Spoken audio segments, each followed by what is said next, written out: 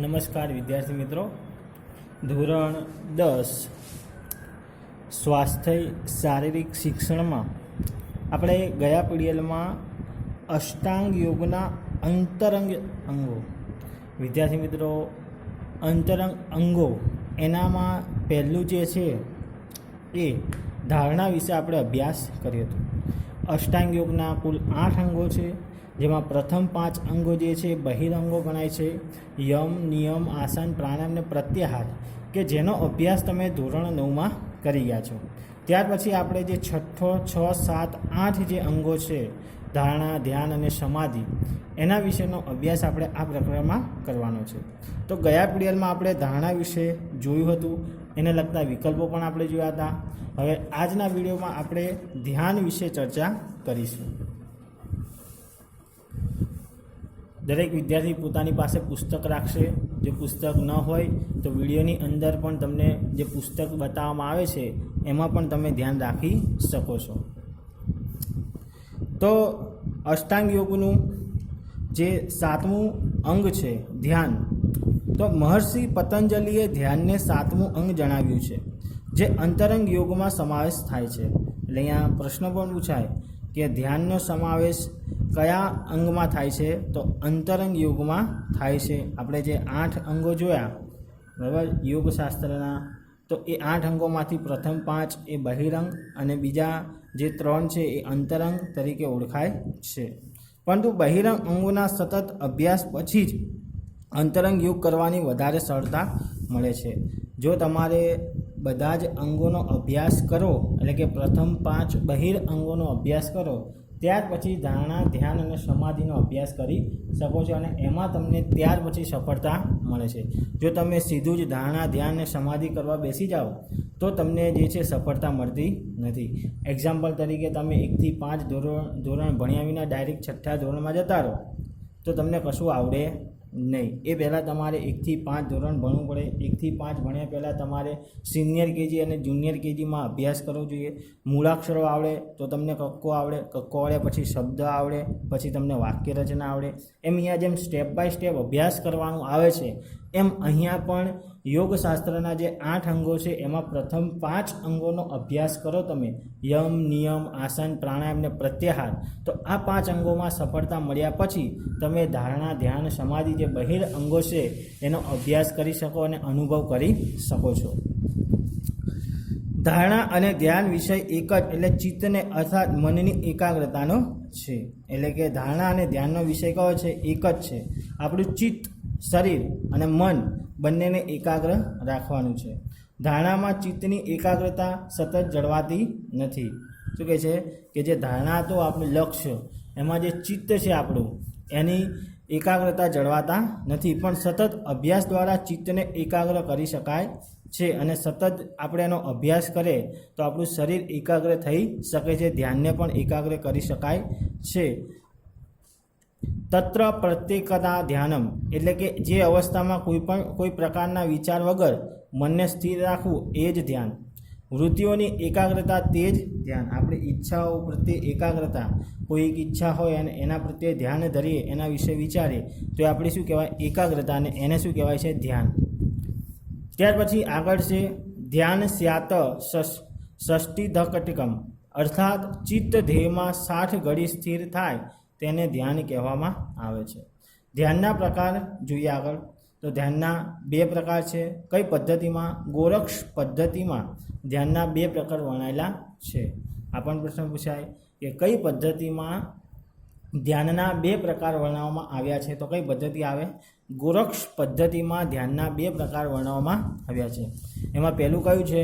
સગુણ ધ્યાન, અને બીજું છે નિર્ગુણ ધ્યાન। તો એમાં સગુણ ધ્યાનમાં આપણે પહેલાં જોઈએ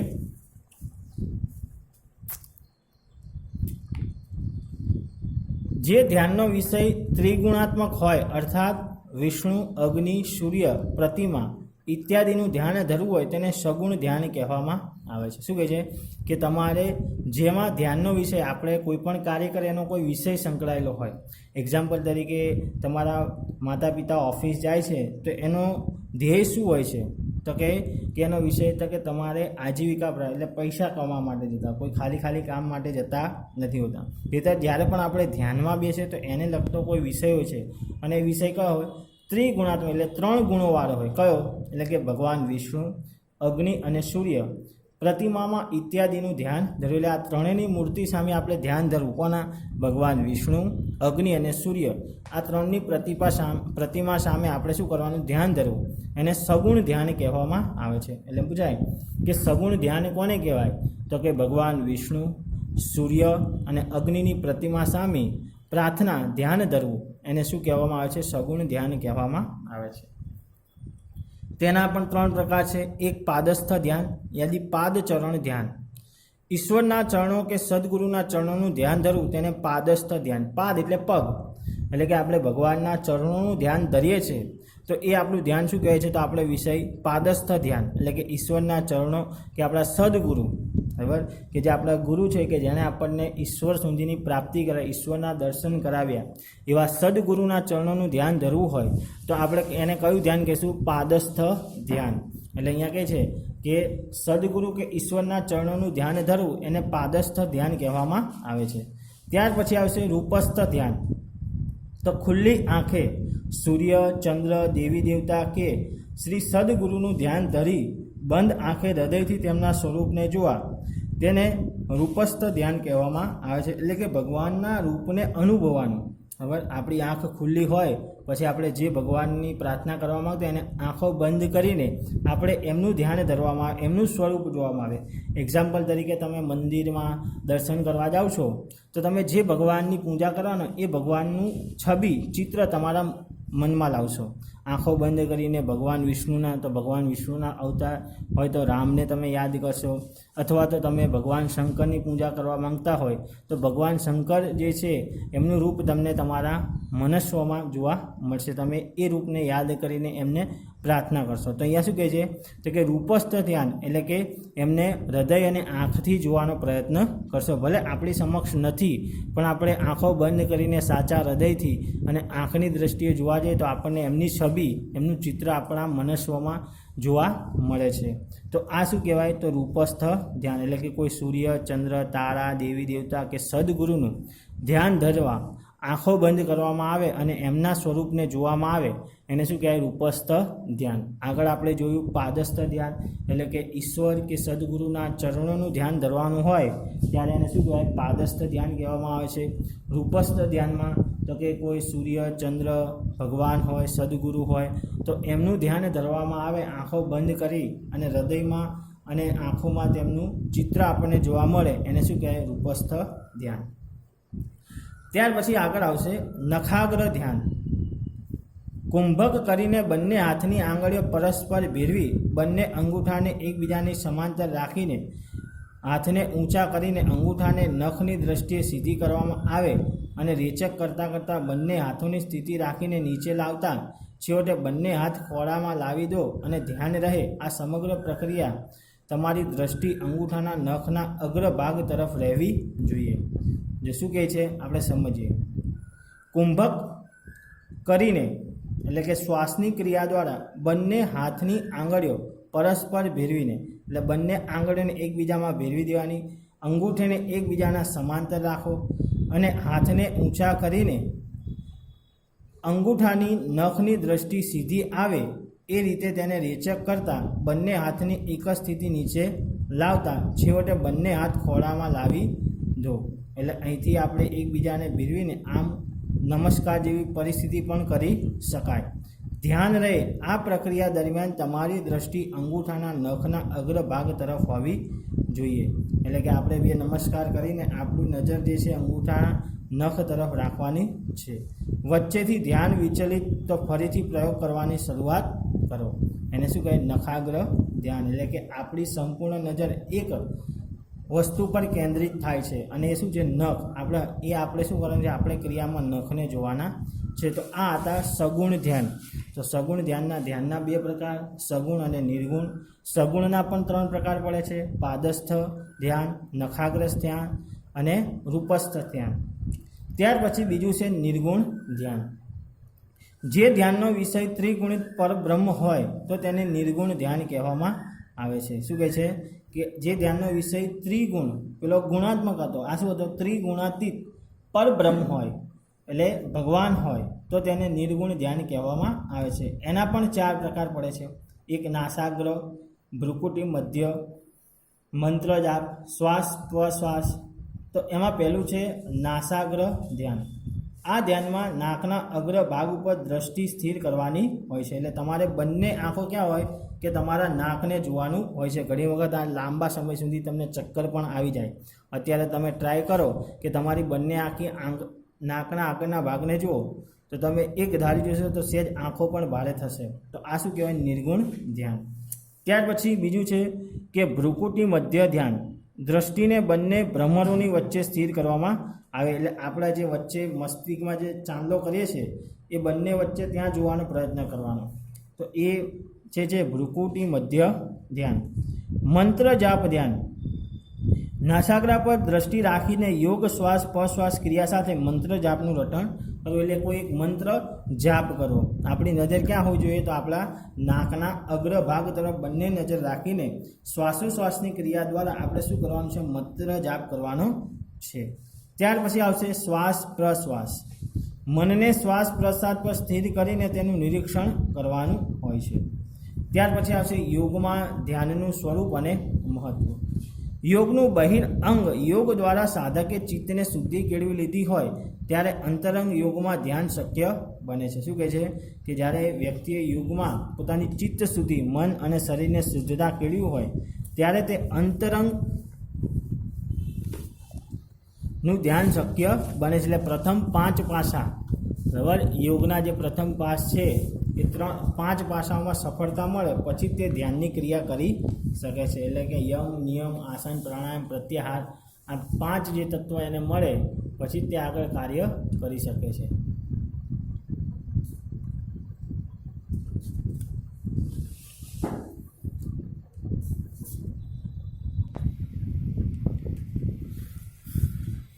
ત્યારબાદ આગળ જોઈએ, ધ્યાનમાં પરિપક્વતા આવી જાય તો સમાધિની અવસ્થા પ્રાપ્ત કરવી સરળ બને છે. જો વ્યક્તિ પોતે સંપૂર્ણ ધ્યાન થઈ જતો હોય, ધ્યાનમાં બેસી શકતો હોય તો એ સમાધિ લઈ શકે છે. આપણને આ ધ્યાનના ટોપિકને યાદ કરીએ તો તમારે 4થું ધોરણ જ્યારે તમે અભ્યાસ કરતા હતા ગુજરાતીમાં તમારે એક પાઠ આવતો હતો બાળ નરેન્દ્ર, યાદ છે ને? અને એ બાળ નરેન્દ્ર કોણ? આપણા સ્વામી વિવેકાનંદ. તો એમણે જ્યારે નાનપણમાં હતા ત્યારે મિત્રોને ધ્યાનની રમત રમતા શીખવાડી હતી અને અચાનક ત્યાં સાપ નીકળ્યો હતો. પણ બાળ નરેન્દ્ર એટલે કે સ્વામી વિવેકાનંદ એટલા ધ્યાનમાં તલ્લીન થઈ ગયા હતા કે એ સાપ નીકળ્યો એની ખબર ન હતી. બાજુમાં મિત્રો હતા પણ એમણે ડાયરેક્ટ ધ્યાનની રમત રમી એટલે સફળ થઈ ને. આપણે અગાઉ જોયું કે ભાઈ ધ્યાનનું અંગ જે છે એ ધ્યાનમાં સફળતા મેળવવા માટે આગળના જે બહિર અંગો છે યમ, નિયમ, આસન, પ્રાણાયામ, પ્રત્યાહાર એમાં સફળતા મેળવેલી હોવી જોઈએ તો ધ્યાનમાં સફળતા થવાય. તો અહીંયા જે નરેન્દ્ર છે એ નિયમિત ધ્યાનમાં બેસતો એટલે ધ્યાનમાં બેસી જાય છે અને જે સાપ નીકળે છે એનો ખ્યાલ હોતો નથી અને એના મિત્રો જે છે તરત જ ઊભા થઈને ભાગી જાય છે. એમના મિત્રો પણ એને બૂમ પાડે છે કે નરેન્દ્ર સાપ આવ્યો, ઊભો થઈ જા, ઊભો થઈ જા. પણ નરેન્દ્ર ધ્યાનમાં એટલો તલ્લીન થઈ ગયો છે કે એને આજુબાજુનો એક પણ અવાજ સંભળાતો નથી. તો આ શું છે? એક પ્રકારનું ધ્યાન. પછી તેનો મિત્ર, એનો જે મિત્ર દધીચી હોય છે એ એને કહે છે કે ભાઈ તારી આ ધ્યાનની રમત તો કેવી છે? જોખમી છે. આવું કંઈક આવતું તમને યાદ આવ્યું હશે. તો એ શું છે? ધ્યાન. કે મનુષ્ય જ્યારે ધ્યાનમાં બેસે ત્યારે એને પ્રકૃતિનો કોઈ પણ અવાજ સંભળાતો નથી, એકદમ ધ્યાનમાં તલ્લીન થઈ જાય છે. અને જો આ સફળતા મળે પછી એ સમાધિ પણ સરળતાથી લઈ શકે છે. આપણા ઘણા બધા ઋષિમુનિઓ પણ સમાધિ લેતા હોય છે. જ્યારે ધ્યાન કરનાર ધ્યાન દ્વારા સાધકે ચિત્તને નિર્વિચાર, વિચાર રહિત સ્થિતિ પ્રાપ્ત કરવાની હોય છે. એટલે મનમાં કોઈ પણ પ્રકારનો વિચાર હોતો નથી. જ્યારે ધ્યાન કરનાર લોપ થઈ ધ્યેય, જેના પર ધ્યાન કરવાનું છે તે વિષય અને ધ્યાનની પ્રક્રિયા રહે તે સ્થિતિને ધ્યાન કહે છે. ધ્યાનને કેન્દ્રમાં રાખી થતી યોગ સાધના એ ધ્યાન યોગ નામે ઓળખવામાં આવે છે. આપણે એક વાક્ય એવું છે કે ધ્યાનના કેન્દ્રમાં રાખીને થતી યોગ સાધના કયા નામે ઓળખાય છે? તો ધ્યાન યોગના નામે ઓળખાય છે. ભગવદ્ ગીતાના અધ્યાયમાં 6થા અધ્યાયમાં ધ્યાનમાં ક્યાં બેસવું, કેવી રીતે બેસવું તેની સમજૂતી આપેલી છે. તમારે ધ્યાનમાં બેસવું તો ક્યાં કેવી રીતે બેસવું એની સમજૂતી આપી છે. ચિત્તને સ્થિર કરીને ઇન્દ્રિયોને ઇન્દ્રિયાના વિષયમાંથી મુક્ત કરીને યોગી એકાંતમાં રહીને સતત આત્મા પરમાત્મા સાથે જોડવાનો પ્રયત્ન કરે છે. અને જે અમુક એવા વિસ્તારો જ્યાં શાંત હોય, ત્યાં કોઈ પણ પ્રકારની ખલેલ ના પહોંચે એવા વિસ્તારમાં જઈને આવું ધ્યાન ધરવાનું હોય છે. પવિત્ર સ્થાનમાં બેસી મન શાંત રાખવાનું, શુદ્ધ હવાની અવર જવર, ત્યાં આસન પાથરીને સ્થિર બેસીને મનને સ્થિર કરીને આત્મશુદ્ધિ માટે ધ્યાન ધરવું જોઈએ. શેના માટે? આત્મશુદ્ધિ માટે ધ્યાન ધરવાનું હોય છે. અને આવું જો વાતાવરણ જોઈએ તો આપણે જંગલમાં જવું પડે. જંગલમાં એકદમ શાંત વાતાવરણ હોય, કોઈ અવાજ ન હોય, પક્ષીઓનો થોડો ઘણો કલરવ હોય, પણ એ વાહન વ્યવહારની અવર જવર હોય, અવાજ, એ બધું આપણને સંભળાતું નથી. એટલે કે પહેલાંના રાજા મહારાજાઓ પણ આવી પ્રક્રિયા, ઋષિમુનિઓ પણ જંગલમાં જઈને ધ્યાન ધરતા હતા. જેમ કે ગૌતમ બુદ્ધ, મહાવીર સ્વામી, કે જેમણે સંસારની અંદર લોકોનું દુઃખને સમજવા માટે સંસાર ત્યાગ કર્યો હતો, એટલે કે ગૃહ ત્યાગ કર્યો હતો અને જંગલમાં જઈને તપસ્યા કરી હતી.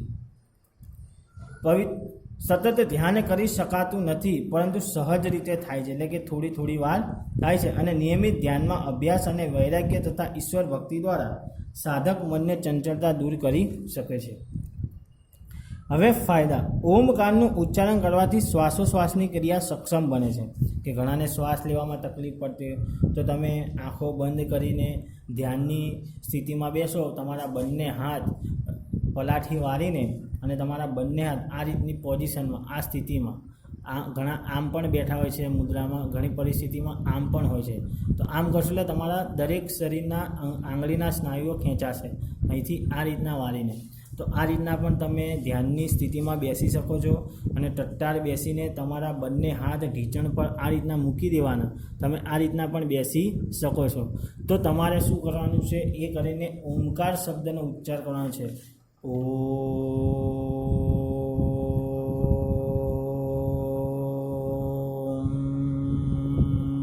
તો આ રીતના તમે જો ઉચ્ચાર કરો તો તમારું સ્વાસ્થ્ય જે છે, શ્વાસોશ્વાસની ક્રિયા પણ સારી બને છે. અને ખાસ આ રીતના જે ધ્યાન છે, ઉચ્ચારણ છે ઓમકાર મંત્રનું, તો એ તમે સવારમાં કરો તો તમને શરીર તંદુરસ્ત સારું રહે. સાથે સાથે ઘણા આસનો પણ તમારે કરવા જોઈએ. ત્યાર પછી લોહી ભ્રમણ, પાચન, જ્ઞાનતંતુ, કાર્યક્ષમતામાં સુધારો થાય છે. નકારાત્મક વિચારો દૂર થાય છે. નિમ્ન માનસિક અવસ્થા દૂર કરી શકાય છે. ધ્યાનથી શ્વાસોશ્વાસની ક્રિયા સરળ બને છે. આપણે ધ્યાન ધરીએ તો આપણી જે શ્વાસોશ્વાસની ક્રિયા છે કેવી બને છે? સરળ.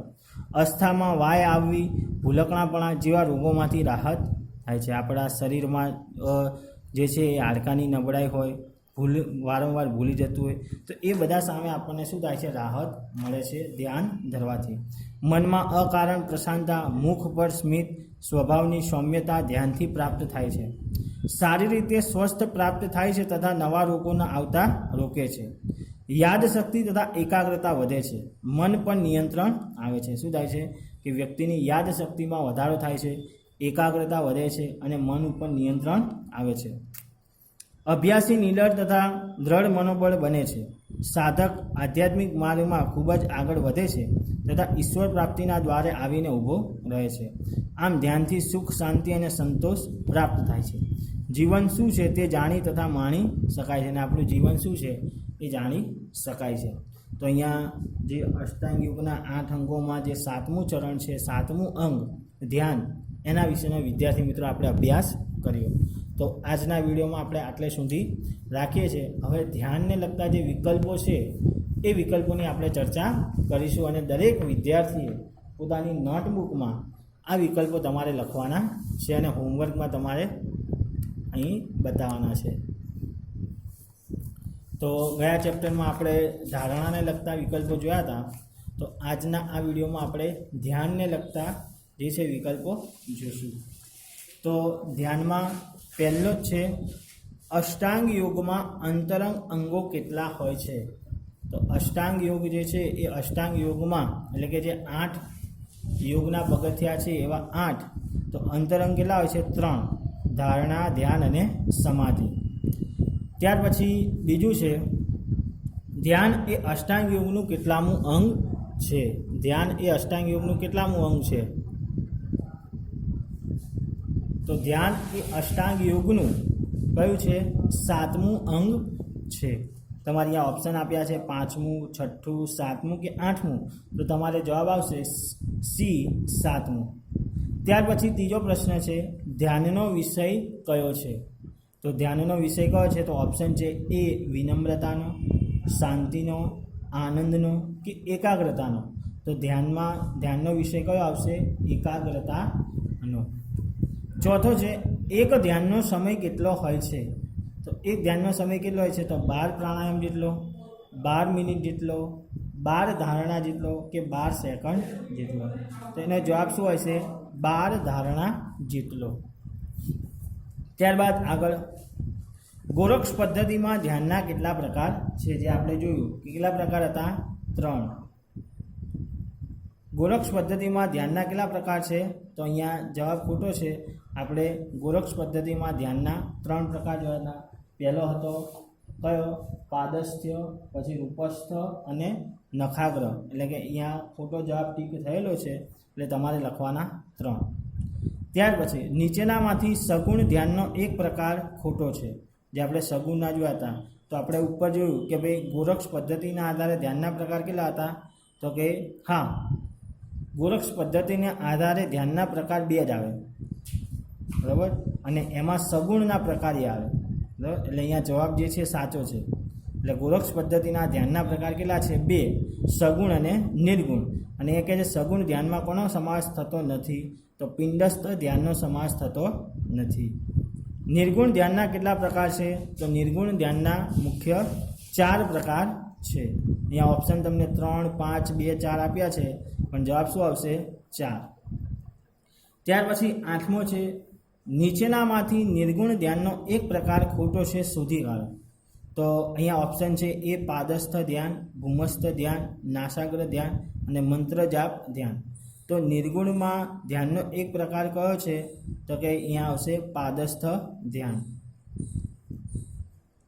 ત્યાર પછી આવશે નખાગ્ર ધ્યાનમાં શાનું ધ્યાન ધરવાનું હોય છે? તો નખાગ્ર ધ્યાનમાં શેનું ધ્યાન હોય છે? તો અહીંયા ઓપ્શન આપેલું છે પગની આંગળીઓના નખનું, પગના અંગૂઠાની આંગળીઓનું, હાથની આંગળીઓના નખનું કે હાથના અંગૂઠાના નખનું. તો શું આવશે? હાથના અંગૂઠાના નખનું.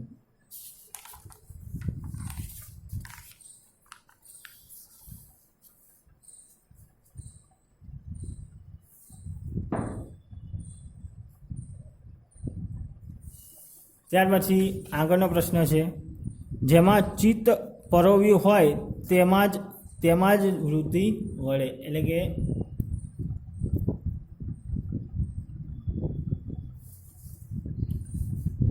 તો એના ઓપ્શન જેમાં ચિત્ત પરોવ્યું હોય તેમાં જ વૃત્તિ વળે, સર્જેના અન્ય ધારકો તેને ધ્યાન બધું કહે. આ પંક્તિ ધ્યાનના બાબતમાં આપેલી સમજૂતી કોની છે? તો આ કોને આપેલી? તો અહીંયા ઓપ્શન છે શ્રી સ્વામી રામદેવજી મહારાજ, શ્રી સ્વામી દયાનંદ સરસ્વતી, સ્વામી કૃપાલવાનંદજી કે ડી મહર્ષિ પતંજલિ. તો એનો જવાબ આવશે તો કે સ્વામી કૃપાલાનંદજી. 11મું છે, ધ્યાનમાં ક્યાં કેવી રીતે બેસવું, બેસીને કેવી રીતે ધ્યાન ધરવું તે બાબતોની સમજૂતી ગીતાના કયા અધ્યાયમાં આપેલી છે? તો ગીતાના કયા અધ્યાયમાં? તો અહીંયા ઓપ્શન છે 5મા, 6ઠા, 9મા કે 12મા. તો એમાં શું આવશે? ગીતાના 6ઠા અધ્યાયમાં. ત્યાર પછી 12મો પ્રશ્ન છે, અષ્ટાંગ યોગમાં બહિરંગો કેટલા હોય છે? તો અષ્ટાંગ યોગમાં બહિરંગો કેટલા હોય છે? 5 અને 3 અંતરંગો. 13મું, ધ્યાન એ અંતરંગ યોગનું કેટલામું અંગ છે? તો ધ્યાન એ અંતરંગ યોગનું બીજું છે. પણ જો વિદ્યાર્થી અષ્ટાંગ યોગનું પૂછાય, અષ્ટાંગ યોગનું ધ્યાન કેટલામું અંગ છે? તો 7મું. પણ તમને એવું પૂછે કે અંતરંગ યોગનું કેટલામું છે? તો બીજું. ચિત્તની એકાગ્રતાનું સાતત્ય શેમાં જળવાતું નથી? તો અહીંયા ઓપ્શન છે એ આસન, બી સમાધિ, સી ધારણા અને ડી ધ્યાનમાં. તો અહીંયા એનો જવાબ આવશે સી ધારણા. 15, ચિત્તની એકાગ્રતાનું સાતત્ય શેમાં જળવાય છે? તો એ ધારણા, બી ધ્યાન, સી ષટ ક્રિયાઓમાં અને ડી પ્રત્યાહારમાં. તો શું આવશે? બી ધ્યાનમાં. 16. ચિત્તની એકાગ્રતાની સાથે ચિત્તની ચંચળતામાં શેમાં સંભવે છે? તો એ નિયમમાં, બી સમાધિમાં, સી ધ્યાનમાં કે ડી ધારણામાં. તો શું આવશે? ડી ધારણામાં. એક ધ્યાનનો સમય કેટલો હોય છે? તો આગળ આવી ગયું કે એક ધ્યાનનો સમય 12 પ્રાણાયામ જેટલો હોય છે.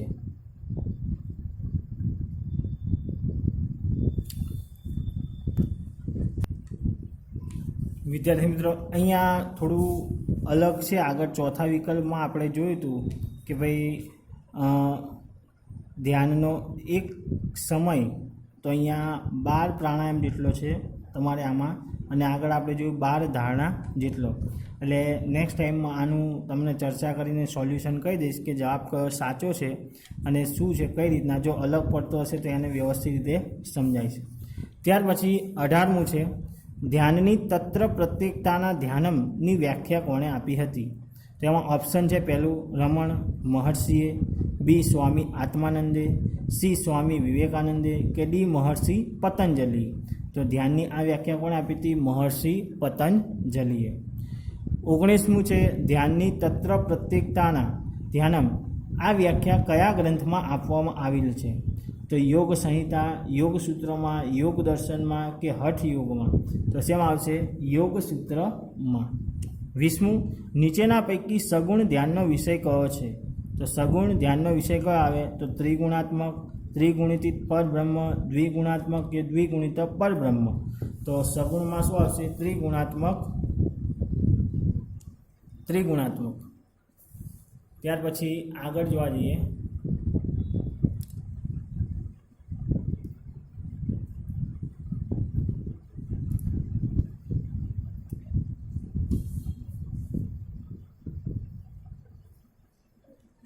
નીચેના પૈકી સગુણ ધ્યાનનો પ્રકાર કયો છે? તેમાં પહેલું છે એ નાસાગ્ર ધ્યાન, બી નખાગ્ર ધ્યાન, સી ભૂમધ્ય ધ્યાન અને ડી મંત્ર જાપ ધ્યાન.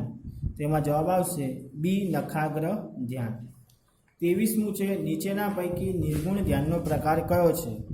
તો પહેલું છે નાસાગ્ર ધ્યાન, પાદસ્થ ધ્યાન, રૂપસ્થ ધ્યાન કે નખાગ્ર ધ્યાન. તેનો જવાબ આવશે નાસાગ્ર ધ્યાન. પરમ કૃપાળુ પરમેશ્વરની મૂર્તિના ચરણો કે સદગુરુના ચરણોનું ધ્યાન ધરવું એ કયું ધ્યાન કહેવાય? તો પાદસ્થ ધ્યાન.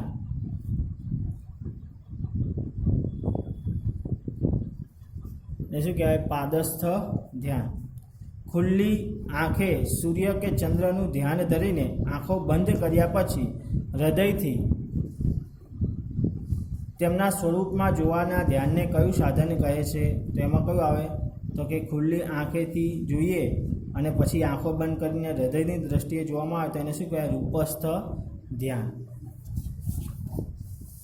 ત્યાર પછી છઠ્ઠો છે, કયા ધ્યાનમાં દ્રષ્ટિને નાસિકાના અગ્રભાગ પર સ્થિર કરવામાં આવે છે? તો અહીંયા નાસિકા એટલે કયું આવશે? તો કે નાસાગ્ર ધ્યાનમાં. 27મું છે, કયા ધ્યાનમાં દ્રષ્ટિને બંને ભમરોની વચ્ચે લાવવામાં આવે છે? તો ભૂમધ્ય ધ્યાનમાં.